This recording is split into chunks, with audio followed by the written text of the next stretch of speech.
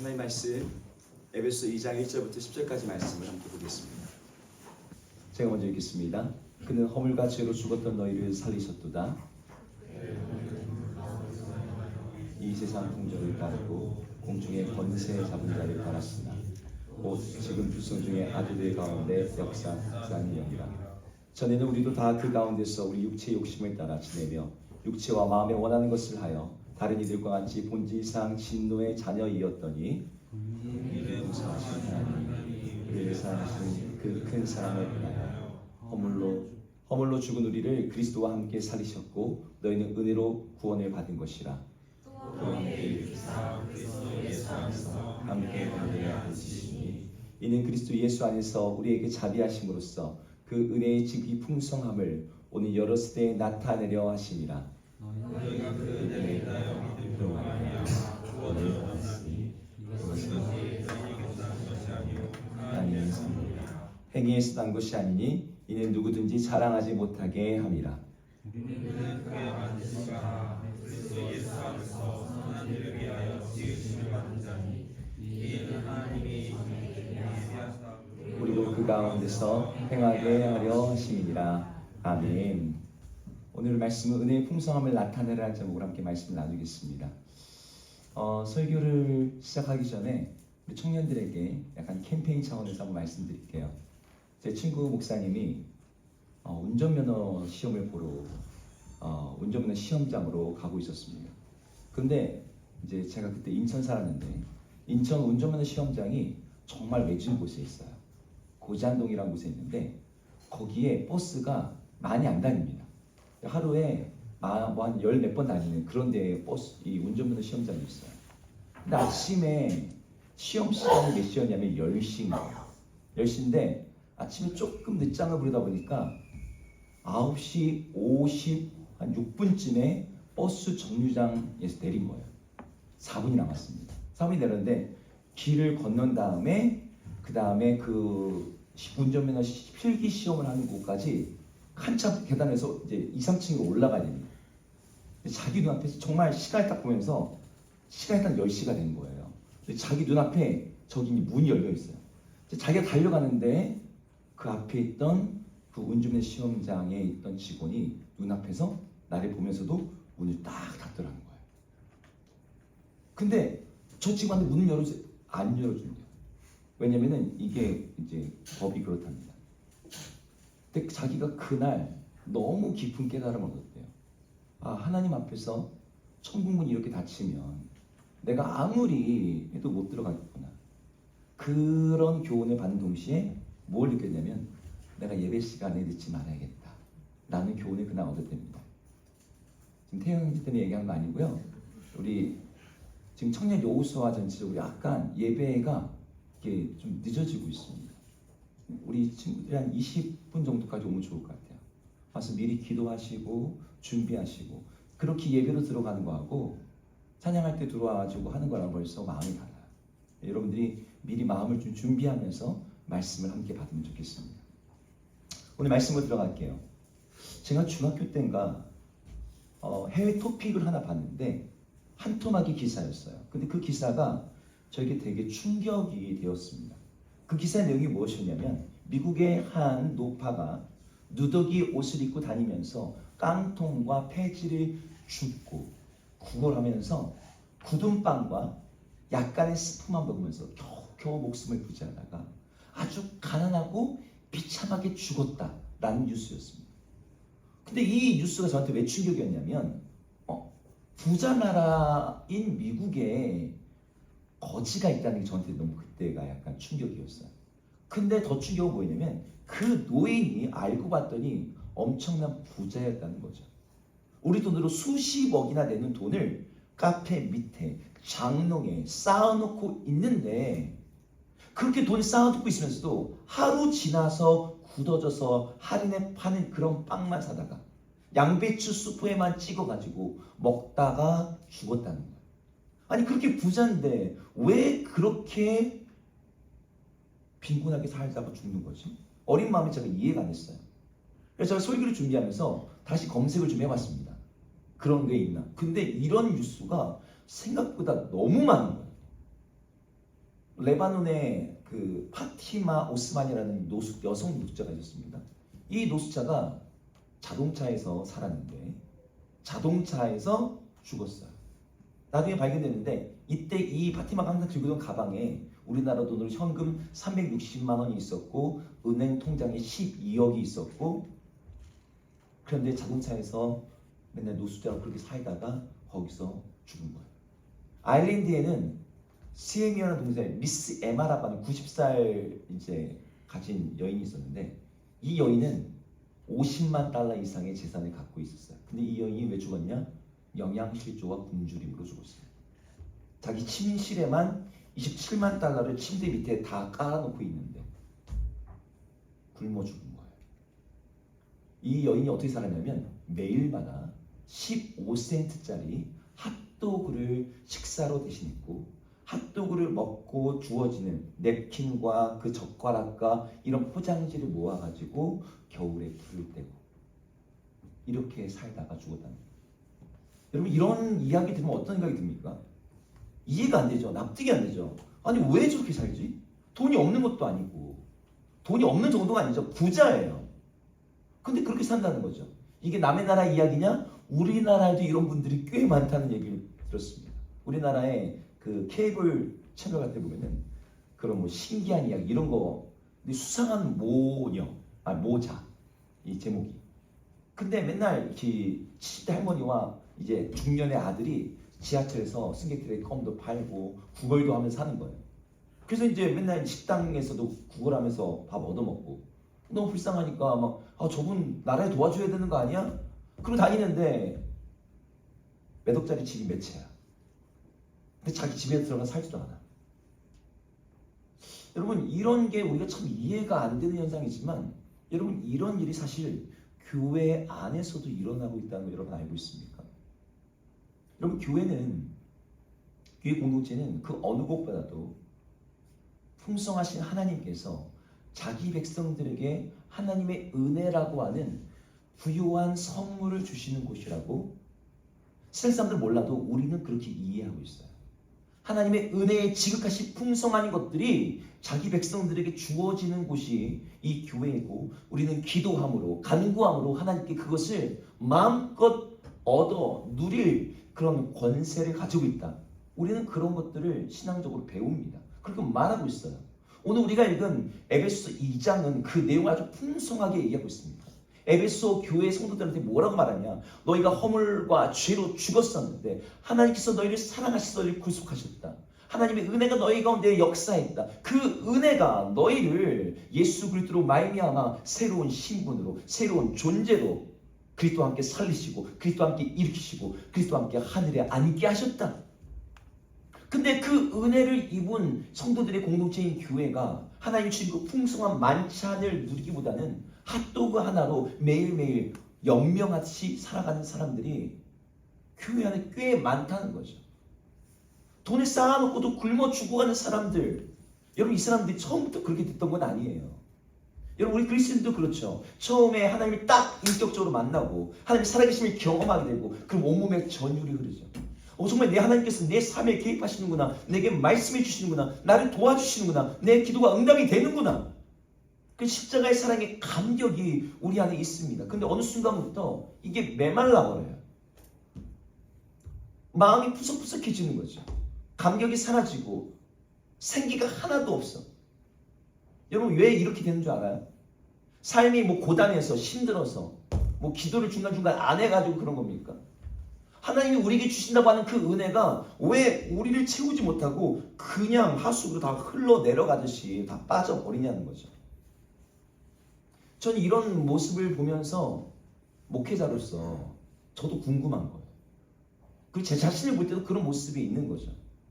근데 이런 사람들의 이야기를 읽으면서 제가 그 사람들에게 어떤 공통점이 있지 않을까? 그리고 이걸 우리가 영적으로 우리 자신에게도 조금 한번 돌아볼 수 있지 않을까? 라는 그런 생각을 하게 됐습니다. 그래서 제가 논문이나 이런 걸 좀 찾아봤는데 이 사람들에 대한 어떤 이 그룹을 향한 특별한 어떤 논문이나 이런 내용은 없어요. 사회학적인 어떤 심리적인 그들의 인생 가운데 어떤 다가왔던 충격적인 사건들이 있었을 것으로 다 짐작은 합니다. 근데 부자인데도 구걸하면서 살고 돈이 많은데도 노숙자로 살고 돈을 쌓아놓고도 굶어 죽는 그들의 그 마음은 도대체 뭘까? 저는 그게 너무 궁금한 거예요. 그래서 막 자료도 찾아봤습니다. 이유가 몇 가지 있더라고요. 첫 번째 이유는 이건 아주 극단적인 모든 사람이 그런 거 아니에요. 극단적인 상황인데 자기가 부자인지를 아예 모르는 사람들이 있습니다.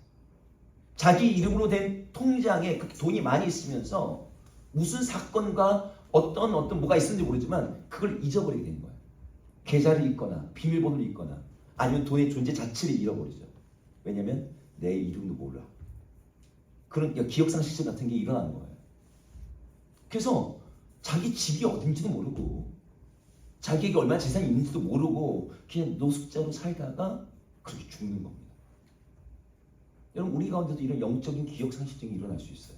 내가 그리스도 안에서 어떤 존재가 되었는지 얼마나 내가 큰 은혜를 받은 자인지 여러분 오늘 본문 1절, 2절, 3절에 그 내용이 쭉 나와 있습니다.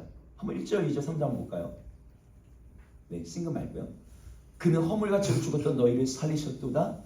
그때 너희는 그 가운데 행하여 이 세상 풍조를 따르고 공중의 권세자들을 따랐으니 지금 불순종의 아들 가운데 역사하는 영이다.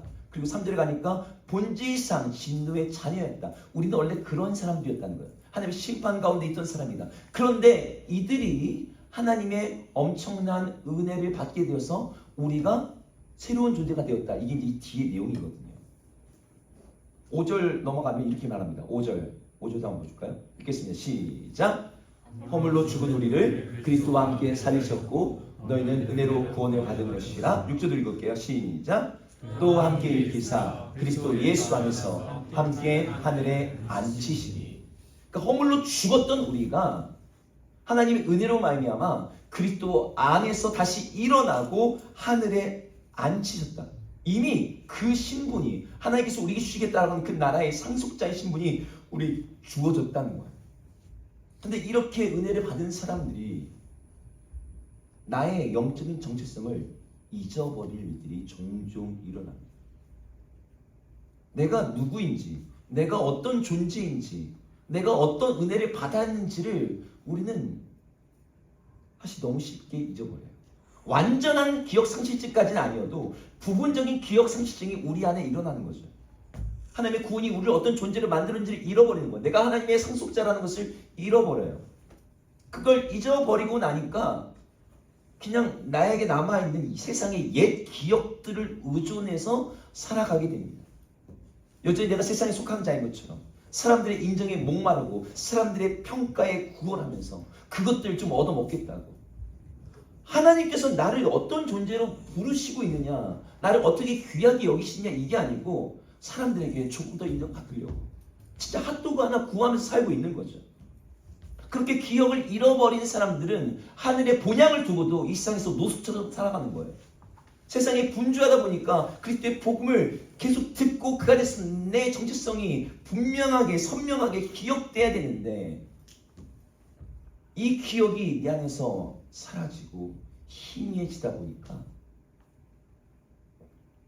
노숙자처럼 살아가는 일이 일어납니다. 오늘 이 사람들이 또 하나의 공통점이 있는데 이들에게는 이들만 갖고 있는 독특한 사고방식이 있다는 그 두 가지가 있었는데 하나는 이들에게는 하나의 일종의 강박이 존재했습니다. 강박이 어떤 강박이냐면 가난에 대한 강박이 그들 안에 있는 거예요. 그들이 돈이 많은데 가난했던 그 과거에 그들이 붙잡혀서 과거에 그 빈곤했던 그 상처, 굶주림, 아픔, 트라우마 때문에 돈이 있어도 돈을 못 쓰는 상태가 되어버린 거죠. 그러니까 침대 밑에다가 50만 달러를 갖다 까이고 있어도 매일 15센트짜리 그 핫도그 먹으면서 사는 거예요. 가난의 공포에 사로잡혀 있으니까. 돈을 그러면 왜 모으느냐? 그냥 눈에 보이는데 그걸 놔두면 그나마 심리적 안정감을 얻는 거죠. 그래도 그 돈이 많다는 생각을 한 번도 못해. 여러분 하나님의 은혜를 누리지 못한 성도들에게 이와 비슷한 게 있습니다.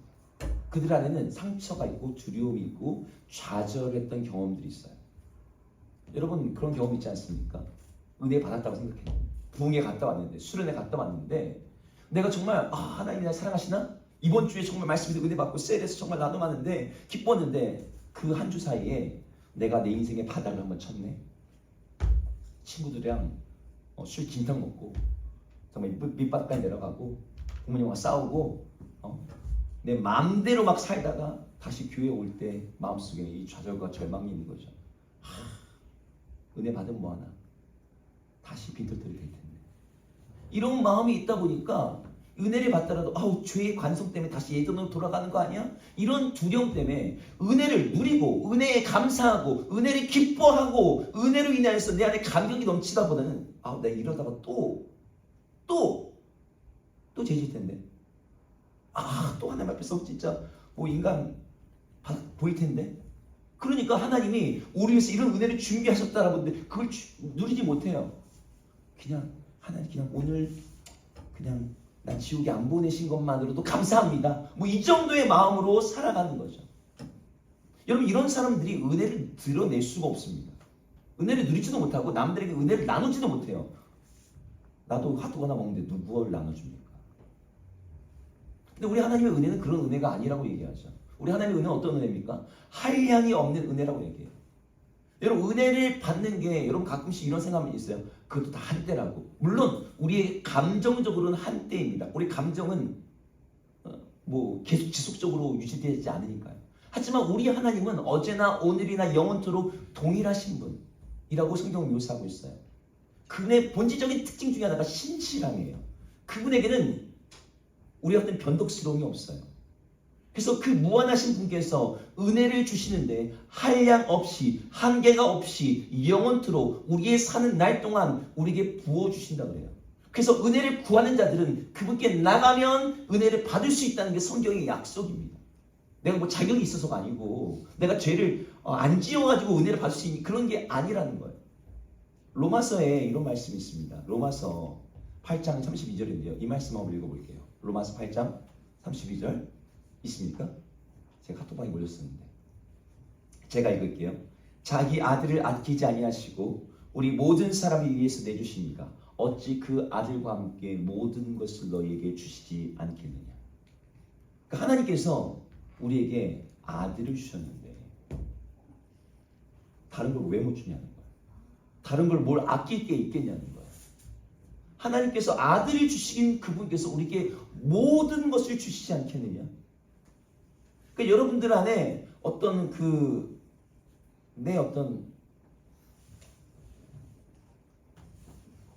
여러분 밑바닥에 내 안에 있는 괴물에 어떤 그런 거로 인해서 하나님 내게 더 일하실 수 있을까? 이런 어떤 거를 있다면 여러분 내 자신의 한계와 상처와 나의 과거의 경험이 아니라 여러분 거기에 매여 있지 말고 우리 하나님이 얼마나 풍성하신지를 계속 봐야 돼요.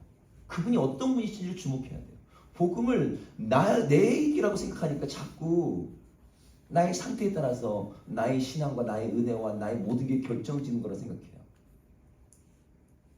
이 부자이면서 노숙자가 된 사람들의 공통점 세 번째는 아까 신전으로 얘기했는데 또 하나의 심적인 뭐가 있냐면 가난에 대한 강박적 공포와 더불어서 이들에게는 아주 강력한 믿음이 하나 있는데 무엇이냐? 나는 절대 행복하게 부유하게 풍족하게 살 수 없다라고 하는 믿음이 그들에게 있었어요.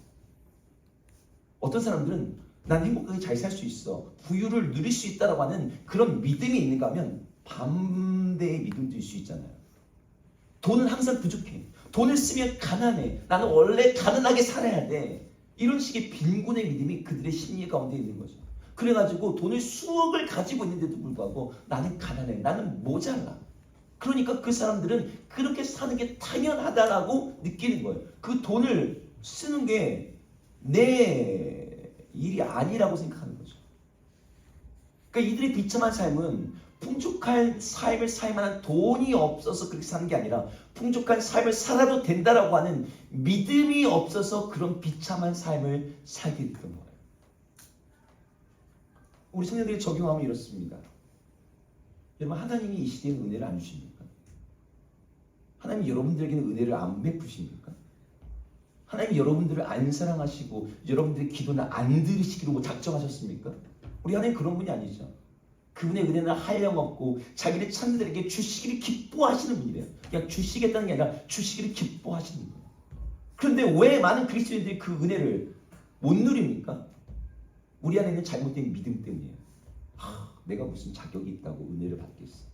내가 무슨 자격이 있다고 하나님이 내게 선하게 나에게 나의 삶을 축복하시고 나를 도와주시고 나에게 어떻게 그런 일이 일어나겠어? 나 지금 교회 격주로 다니는데 나는 뭐 신앙생활 똑바로 안 하는 것 같은데. 우리 안에 그런 믿음이 있는 거죠.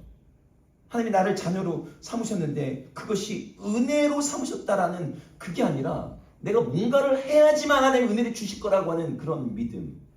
이런 잘못된 믿음을 율법주의라고 해요.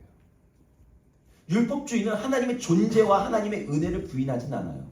하나님이 계시다는 것, 하나님이 은혜를 주신다는 걸 부인하지 않으며 대신 그 은혜를 받을 만한 뭔가가 필요하다라고 합니다.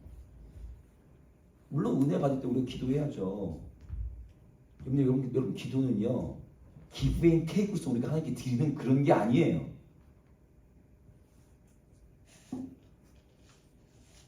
율법주의는 은혜를 나의 공로로 바꿉니다. 여러분 기독교의 모든 이단들은 이 율법주의의 작동 방식을 기본 세팅, 세상의 종교도 그렇지만 율법주의가 기본 모든 이단들의 사고 방식이자 작동 방식이에요. 모든 피조세계와 피조물들이 하나님의 은혜로 숨쉬고 먹고 살아가는데 사람들은 세상을 스스로 생각하기를 아니야, 나는 은혜로 살지 않고 나의 노력과 나의 능력으로 살아가고 있어 라고 잘못 믿고 있어요. 여러분 우리가 살고 있는 세계는 능력에 의해서 좌우된다라는 그 세계관이 아주 강력하게 작동합니다. 우리가 살기 위해서는 은혜가 필요한 게 아니라 능력이 필요해. 특별히 돈 버는 능력. 돈 버는 능력이 없으면 제대로 못 살 거라고 생각합니다.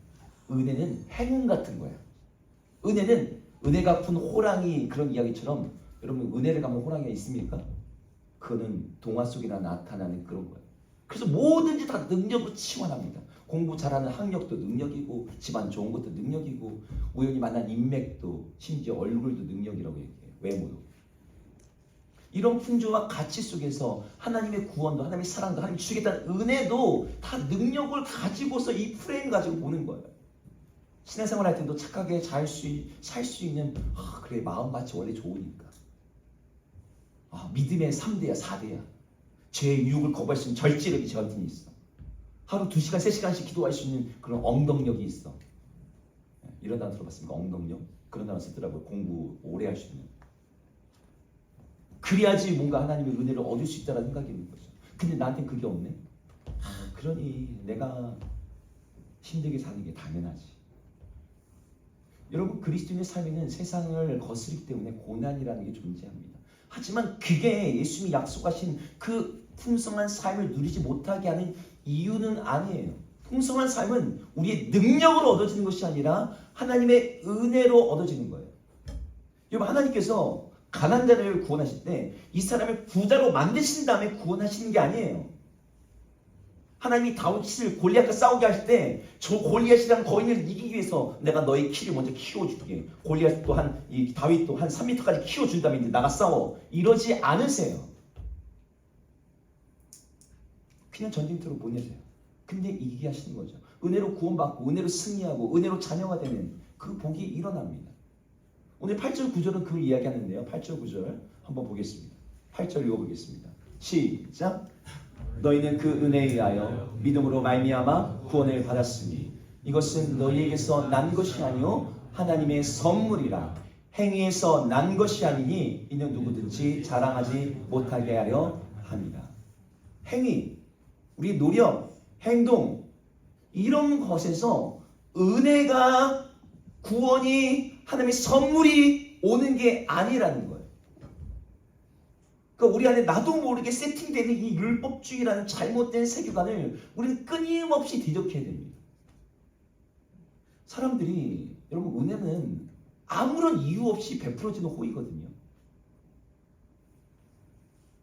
여러분 이단들 신천지 한번 예를 들어볼까요? 이단들은요 딱 서열 딱 만들어놓고 숫자 안에 들어오라고 합니다. 그들에겐 도덕 윤리가 없어요. 거짓말해도 괜찮아요. 등스 안에만 들면 돼요. 14만 4천 명. 그러니 무슨 짓을 하든 사람 데리고 오라는 거죠. 끌어들이라는 거죠. 거짓말해도 되고 뭘 해도 괜찮아. 여러분 이런 식의 작동하는 그러한 여러분 신앙에는 우리 하나님이 그렇게 일하시지도 않지만 여러분 이렇게 작동하는 신앙에는 은혜가 존재하지 않아요. 많은 친구들이 교회에 처음 나올 때는 자유함을 가지고 옵니다. 기쁨으로 와요. 그런데 교회에서 맨날 뭔가를 해야 된대. 뭐 기도도 해야 된다고, 헌금도 해야 된다고, 예배도 잘 참석해야 된다고. 근데 이게 내 안에 어느 순간 의무감이 되어가지고 나를 힘들고 어렵고 막 그렇게 돼요. 여러분 그걸 권고하는 건 여러분 그걸 해야지 여러분이 구원을 받고 그걸 해야지 여러분 은혜를 누릴 수 있기 때문이 아닙니다.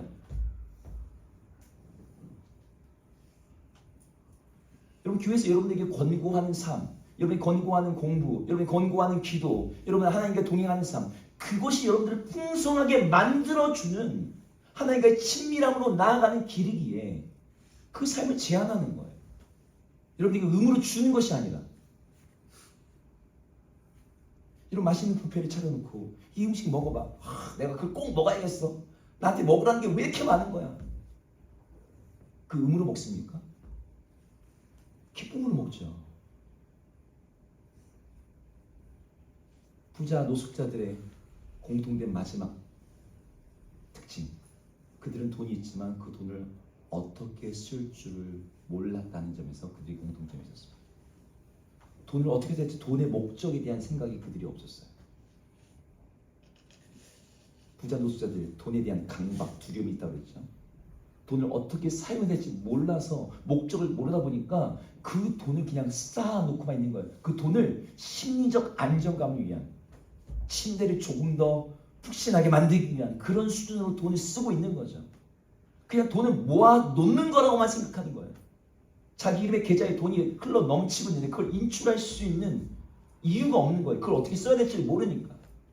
그냥 심리적 안정감이 돈의 유일한 목적이에요. 많은 사람들이 은혜를 왜 못 받고 못 누리는 줄 압니까? 그 은혜를 어떻게 써야 될지 몰라서 그래요. 그냥 천국만 가면 되지. 이 생각 가진 사람들에게는 은혜가 더 필요 없거든요. 나 이미 예수님 믿어가지고 천국 가는 거 확정됐는데 무슨 더 다른 은혜가 필요해. 여러분 하나님이 우리에게 은혜를 주신 데는 목적이 있어요. 근데 그 목적을 잃어버리고 그냥 나 개인에게만 집중하면 더 이상의 은혜는 필요 없고 그렇게 은혜를 구하지 않는 사람의 삶의 은혜는 메말라 버립니다. 은혜는 일종의 샘물과 같아요. 계속 퍼내고 흘러내면 계속해서 솟아나지만 그 샘물을 그냥 덮어놓으면 거기는 썩은 물이 되고 거기에 샘물은 말라버려요. 오늘 보면 7절에 이렇게 얘기합니다. 7절 말씀 한번 같이 읽어보겠습니다. 읽겠습니다. 시작. 이는 그리스도 예수 안에서 우리에게 자비하심으로써 그 은혜의 지극히 풍성함을 오는 여러 세대에 나타내려 하십니다. 아멘. 여기 보니까 그리스도 예수 안에서 우리에게 자비하심을 보여주신 이유가 나옵니다. 하심으로써 그 은혜의 지극히 풍성함을 오는 여러 세대 가운데 나타내시기 위해서 우리에게 은혜를 베푸신대요. 그러니까 하나님의 은혜는 우리가 구원받는 용도로만 주어지는 것이 아니라 이 은혜로 말미암아 하나님의 어떤 분이신지 그분이 얼마나 은혜로우신 분인지 갖다가 여러 오는 세대들 다른 사람들 이 세상에 그걸 하나님이 보여주기를 원하신다는 거예요. 보여주기를 원하신다는 거예요. 은혜는 우리 안에 꼭꼭 정립해 놓는 우리에게 쌓아놓는 그런 게 아니에요. 은혜는 반드시 흘러가야 됩니다. 흘러갈 때 그 은혜가 풍성해지고 그 은혜가 진정 힘이 있는 은혜, 목적에 걸맞는 은혜가 됩니다. 여기 여러 세대에 나타내려 하십니다. 저 같은 경우는 제 다음 세대 자녀들이겠죠. 저는 저 아들이 3명 있는데 솔직히 우리 아들들한테 저는 막 은혜로운 아버지는 아닌 것 같아요. 엄격하고 엄밀하고 이거 해야지. 그 자녀들한테 은혜를 베풀어야 생각을 제가 많이 못했어요. 하나님이 저에게 풍성한 은혜의 풍성함을 드러내야 된다는 거예요. 여러분 이 은혜의 풍성함을 드러내려고 하지 않는다면 이걸 갖다 흘려보내지 않는다면 내 안의 은혜도 말라버려요.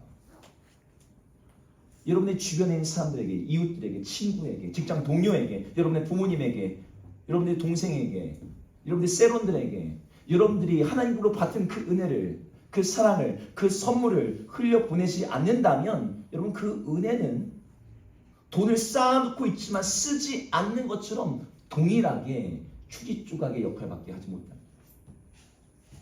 애초에 하나님의 은혜는 우리의 구원을 위해 존재하는 것이 아니라 우리로 하여금 이 세상에 하나님의 영광을 드러내기 위해서 주어지는 겁니다.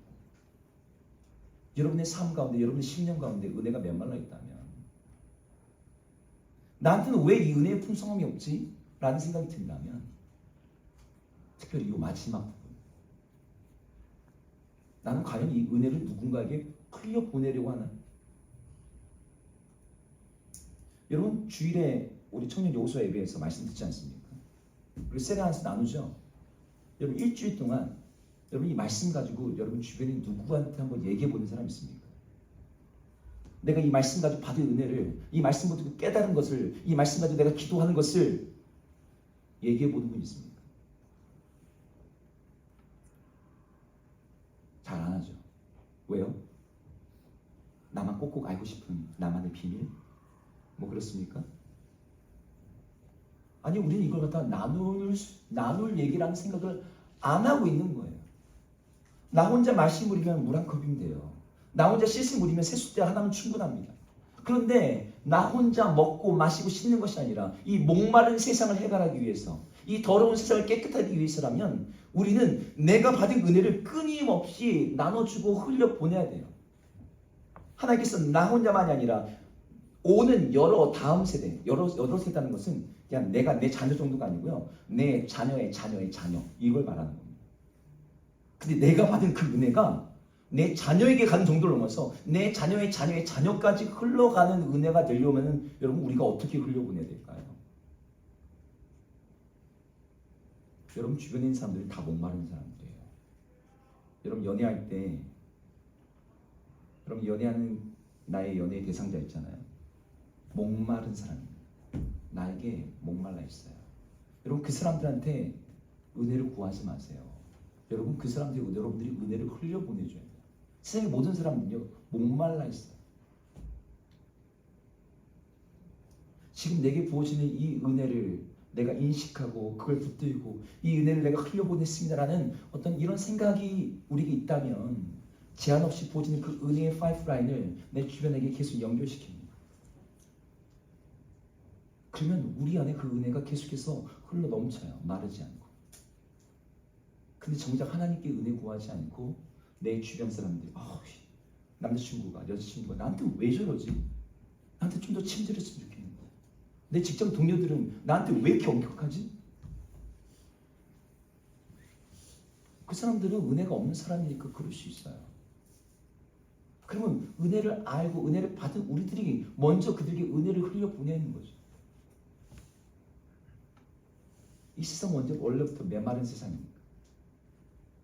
하나님이 은혜를 구하는 기도, 특별히 나 죄인을 위한 은혜 말고요, 이 세상을 위한 은혜를 구하는 기도를 기뻐하시고 귀중히 여기세요. 하나님, 이 땅에 수많은 사람들이 목마르고 있습니다. 하나님, 저들에게는 은혜가 필요합니다. 하나님의 그 어마어마한 사랑이 필요합니다. 인간의 어떤 한계와 조건과 내가 한 것에 give and take로 주어지는 그런 것 말고 그 이상의 뭔가가 필요한데 하나님, 내가 그들에게 그걸 줄 만한 힘이 없어요. 나도 목마르거든요. 하나님, 내게 은혜를 주시고 내가 그 은혜로 말미암아 그들에게 그것들을 나눠주시는 사람이 되게 해주십시오. 여러분, 이렇게 기도하면 하나님이 한번 생각해 볼게요. 이럴까요? 하나님 그 기도를 기뻐하시죠. 하나님이 그들에게 은혜 주시기를 기뻐하시죠. 제가 직업으로 목사가 된 것을 너무너무 감사하고 잘 됐다고 느끼는 게 그겁니다. 전 역할적으로, 기능적으로 제 안에 막 사랑이 있든 없든 간에 설교를 해야 되는 사람이에요. 그리고 하나님의 은혜에 대해서 말해야 되는 사람이에요. 그러다 보니까 이게 내 개인적인 영성 관리라든지 경건 관리를 그나마 하게 만듭니다. 이건 직업적으로. 그리고 남에게 내가 은혜를 흘려보낸다는 생각이 있다 보니까 내가 하나님의 은혜를 끊임없이 생각하게 되고 주목하게 되고 그 은혜를 붙들게 돼요. 그러면서 내가 중간 위치에서 이제 누리는 거죠. 전 여러분들도 이걸 동일하게 누려봤으면 좋겠어요. 여러분 자체를 은혜의 종착점으로 생각해버리면 그 일은 안 일어나요. 근데 여러분들이 흘려보낸다 생각하면 여러분들에게 그 은혜가 계속해서 부어집니다. 하나님이 지속적인 은혜를 우리에게 주시고 다음 세대에게도 그 은혜를 보여주시기를 원하셨어요. 그 일을 위해서 바로 지금 나에게, 우리에게, 예수 그리스도 안에 있는 주님의 백성들에게 그 은혜를 주신다고 약속하고 있는 거죠. 이 세상에 가난한 사람들, 배고픈 사람들, 목마른 사람들, 그래서 신경이 날카로워지고 눈이 도끼 눈이고 그런 사람들에게 우리 하나님 가난한 분인 것처럼, 우리 하나님도 모자란 분인 것처럼, 우리 하나님도 인색한 분인 것처럼 여러분 느끼게 하지 말고 여러분이 그 은혜를 나눠주고 베풀어 주기를 주로 축복합니다. 그 일을 위해서 여러분들 먼저 하나님, 내가 그 은혜를 충만하게 원합니다. 하나님께 은혜를 구하세요. 하나님께 구하면 하나님 은혜를 주십니다. 은혜를 주시는 분이고 은혜를 주시기를 기뻐하시는 분이고 은혜를 우리가 통해서 이 세상에 흘려보내고자 작정하신 분이 우리 하나님이세요. 우리 모든 청년 여호수아가 서로를 향해서 이 은혜를 흘려보내는 은혜의 풍성함을 나타내는 우리 청년 되기를 주로 축복합니다. 하나님, 우리 안에는 나도 모르게 세상에서 주입되어 있고 내 안에 있던 죄성의 영향으로 말미암아 생겨난 거짓과 하나님에 대한 오해와 우리 안에 빈곤의 믿음들이 있습니다. 성경의 약속들은 특별한 사람들에게만 일어나는 일이라고. 하나님이 정말 나와 함께 하시겠어? 너와 동행하시겠어? 나에게 주님의 음성을 들려주시겠어?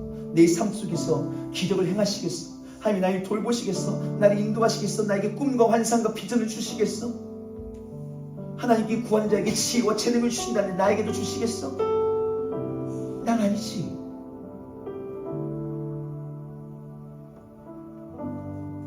그냥 지옥만 안 가면 그로도 감지덕지지.